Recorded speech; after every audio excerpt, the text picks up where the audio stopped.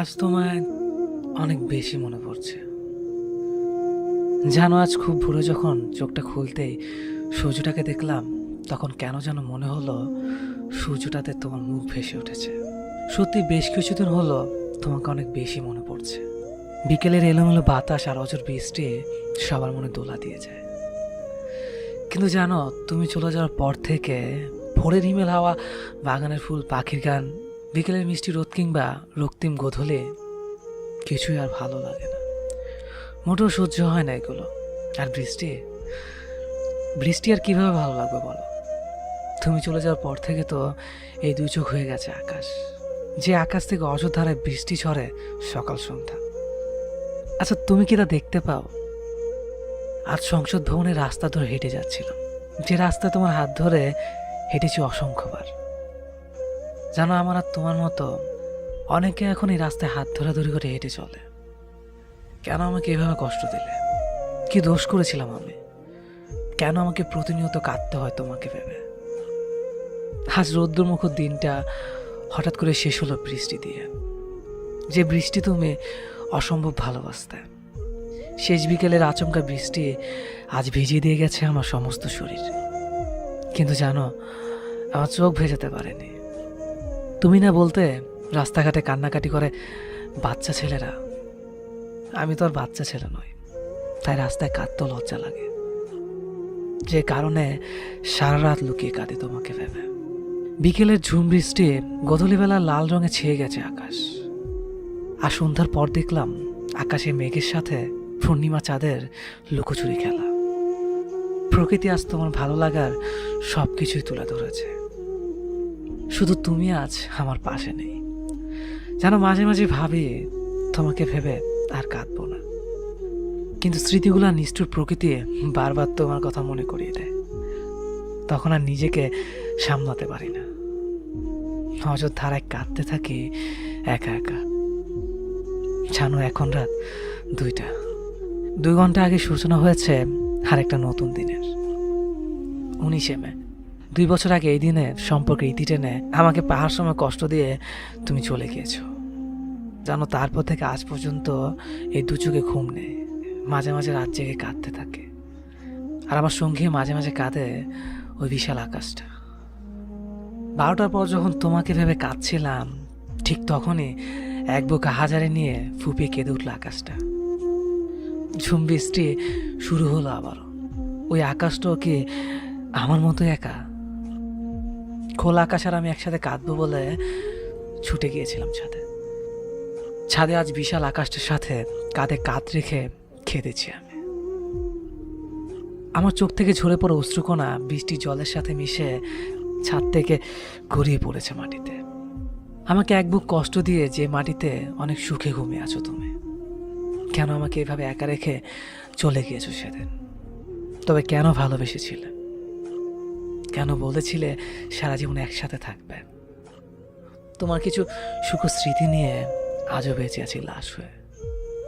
মাঝে মাঝে তারাদের সাথে এখন কথা বলে। যেন তারারা বলে তুমি নাকি আবারও ফিরে আসবে। যেন তুমি না জীবনটা আজ ধ্বংসের অনেক কাছাকাছি।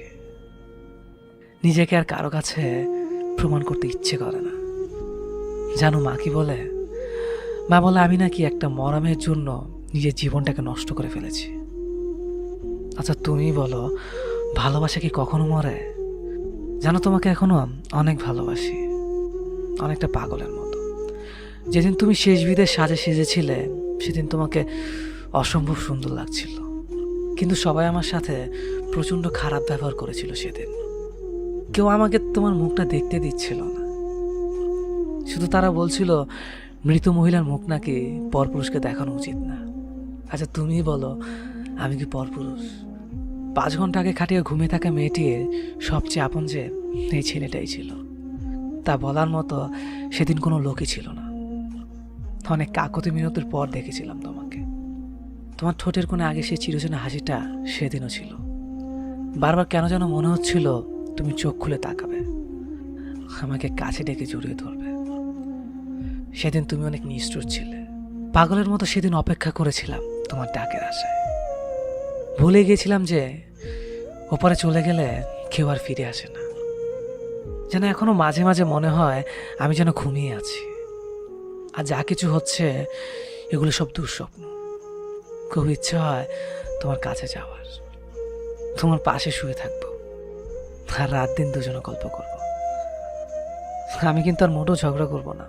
জানো, এই 2 বছরে আমি অনেক ভালো হয়ে গেছি, কাউকে আর কষ্ট দেই না। কেননা কষ্ট কি তা যে এখন আমি বুঝতে শিখেছি। আমার নিথুনি পুরো দাগ নিয়ে তোমার মতো অন্য কেউ আর অভিযোগ করে না।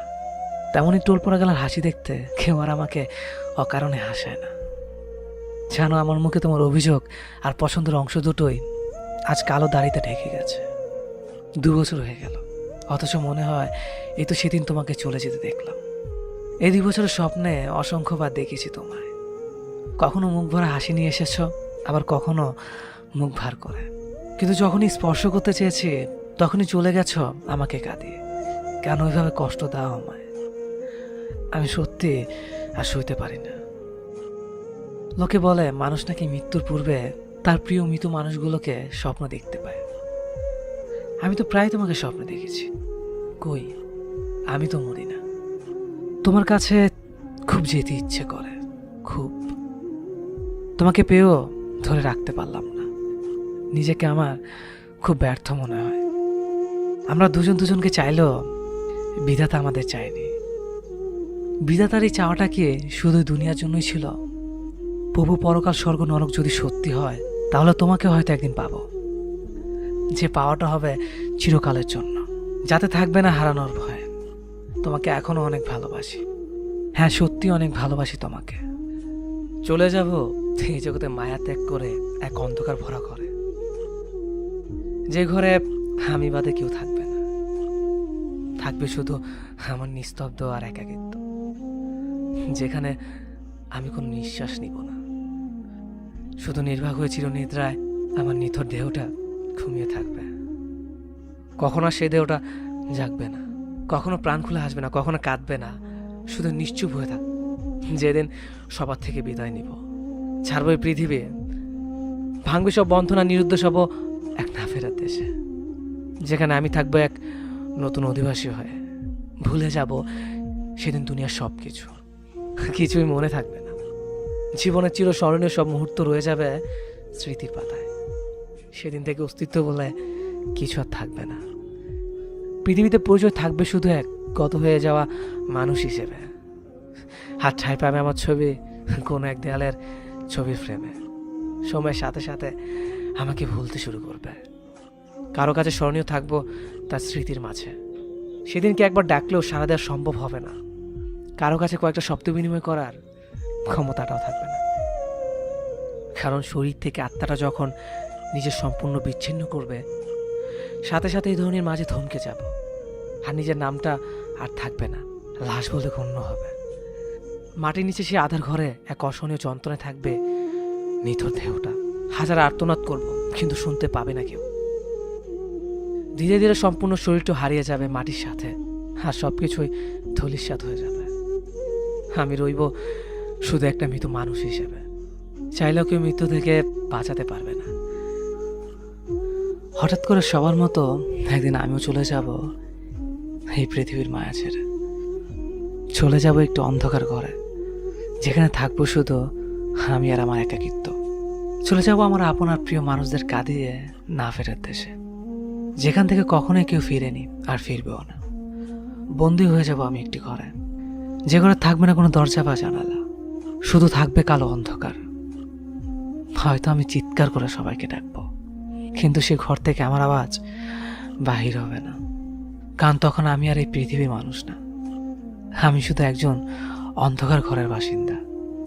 তখন আমার সবকিছু সীমাবদ্ধ হয়ে যাবে। চাইলেও মনের কথাগুলো আর কারো কাছে শেয়ার করতে পারবো না, কারণ আমি তখন একটি দরজা জানলাহীন খাঁচায় বন্দি থাকবো। এটাই সত্যি, আমি একদিন চলে যাব সবাইকে কাঁদিয়ে। রয়ে যাবে হয়তো আমার কিছু স্মৃতি, হাসির স্মৃতিগুলোর মাঝে কেউ খুঁজবে আমাকে, কেউ বা ঘৃণা করে দূরে ঠেলে দেবে আমায়। আর ওপার থেকে এগুলো দেখবো আমি, কিন্তু কিছু বলতে পারবো না, কারণ আমি হয়ে যাব একজন বোবা মানুষ। শুধু দেখতে পারবো, কিন্তু কিছু বলতে বা করতে পারবো না। কে কখন কোথায় মরে যাব কেউ জানি না। কারো মনে কষ্ট দিয়ে থাকলে সরি, আমাকে ক্ষমা করে দেবেন। মানুষ বলতেই ভুল হয়, ক্ষমা না করলে মরে গেলেও শান্তি পাবো না।